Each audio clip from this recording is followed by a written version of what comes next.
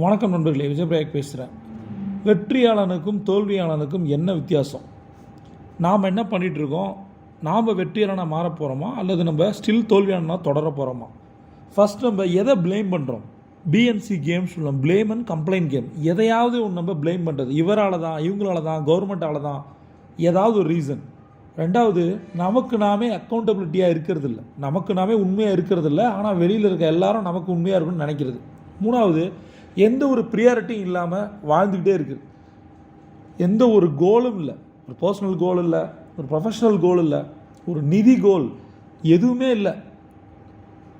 Even உடம்பை பார்த்துக்கிறதுக்கு சரியான தூக்கம், சரியாக தண்ணி குடிக்கிறது, சரியான ஃபுட் எடுத்துக்கிறது, கொஞ்சமாவது வாக்கிங் மாதிரியாவது எக்ஸசைஸ் பண்ணுறது எதுவுமே இல்லை. நம்ம வாழ்க்கை இப்படியே போயிட்டு இருக்கும்போது திடீர்னு யாருக்காவது ஒருத்தருக்கு உடம்பு சரியில்லாமல் போகும்போதோ அல்லது ஹார்ட் அட்டாக் மாதிரி வரும்போதோ நமக்கு லைட்டாக பயம் வருது. நம்ம ஹைவேல போகும்போது ஒரு ஆக்சிடென்டான காரை பார்த்தோன்னே கொஞ்சம் பொறுமையாக ஓட்டுறோம். அதுபோல் தான் நிறைய பேர். கடைசியாக இன்னொரு விஷயம் என்னென்னா, லேர்ன் பண்ணுறதே இல்லை.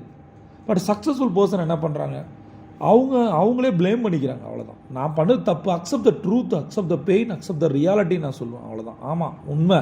அது யார் ஏமாத்தினோட பற்றி பேசுகிறதே வேஸ்ட். ஏமாந்தது நம்மளோட தப்பு, என்ன பண்ண போகிறோம்? ரெண்டாவது, நமக்கு நாமே அக்கௌண்டபிலிட்டியாக இருக்கோமா? அதுதான் ஒரு கேள்வி. உண்மைத்தன்மை என்றைக்கு நமக்கு இருக்கோ, நம்மளோட டேட்டாவை எழுதுகிறோமோ, எனக்கு இவ்வளோ கடன் இருக்குது, எனக்கு இவ்வளோ பணம் சம்பாதிக்கணும் அப்படின்ற ஒரு ஃபினான்ஷியல் கால்குலேஷன், பட்ஜெட்டிங் இல்லைன்னா எப்படி ஜெயிக்க முடியும்? அடுத்தது, ப்ரியாரிட்டியை செட் பண்ணாமல் வாழ்க்கையில் எதுவும் முன்னேறவே முடியாது. நமக்கான ப்ரியாரிட்டி, நம்மளோட இலக்கு என்ன, இன்றைக்கி நம்ம என்ன பண்ண போகிறோம்? செட் ப்ரியாரிட்டி, அட்லீஸ்ட் 3 கோல்ஸ் அப்படின்னு சொல்லுவாங்க. வாரன் பஃபர்ட்லேருந்து ஜெஃப் பெசோஸ் எல்லாம் அதான் சொல்கிறாங்க. அப்போ டெய்லி கோல் அட்லீஸ்ட் 3 பண்ணணும், 3 எழுதணும், அதை டாஸ்க்காக பிரிக்கணும், ப்ரியாரிட்டி செட் பண்ணணும், டூ-டூ லிஸ்ட்டு போடணும். ஆஃபீஸை விட்டு கிளம்பும் போது எழுதணும், ரிவ்யூ இவ்வளோ பண்ணிவிட்டு இவ்வளோ பண்ணியிருக்கேன்னு சொல்லிட்டு இதில் எதை மானிட்டர் பண்ணணும், இதெல்லாம் மானிட்டர் பண்ணணும், எதை சரி பண்ணணும், அதை பிளான் பண்ணணும்.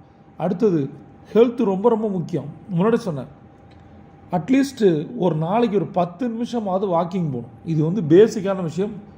ஜிம்முக்கு போகணும், அதை பண்ணணும், இதை பண்ணணும், ஒர்க் அவுட் பண்ணணும் அப்படின்லாம் கூட அவசியம் இல்லை. உங்களுக்கு தோணுச்சுன்னா பண்ணலாம். பட் மினிமம் எக்ஸசைஸ்ன்றது ஒரு வாக்கிங், உடம்பை அசைத்து ஏதாவது பண்ணணும். நிறைய பேருக்கு சூரிய ஒளியே படுறதில்ல. ஆஃபீஸ் போகிறது வர்றது இப்படியே பயங்கர லேசினஸான லைஃபு, பின்னாடி ரொம்ப ரொம்ப கஷ்டம். லாஸ்ட் ஒன், யார் ஒருத்தங்க ஒரு நாளைக்கு மினிமம் 5 பேஜாவது படிக்கிறாங்களோ புக்கில், அவங்க வாழ்க்கை வேறு மாதிரி இருக்கும். இதை நான் என்னோடய கிளைண்ட்ஸ் அரௌண்ட் 600+ குளோபல் கிளைண்ட்ஸ்கிட்ட சொல்கிறேன். அவங்க செய்கிறாங்க, நானும் செய்கிறேன், நீங்களும் செய்யுங்க. படிக்கிறது மாதிரி ஒரு பெரிய விஷயம் எதுவுமே கிடையாது. படித்தது ஏதோ ஒரு விஷயம் உள்ளே போகுது, அதுதான் செயலாக மாறுது, விளைவுகளை கொடுக்குது. நீங்கள் பணக்காரனாக மாறுறீங்க.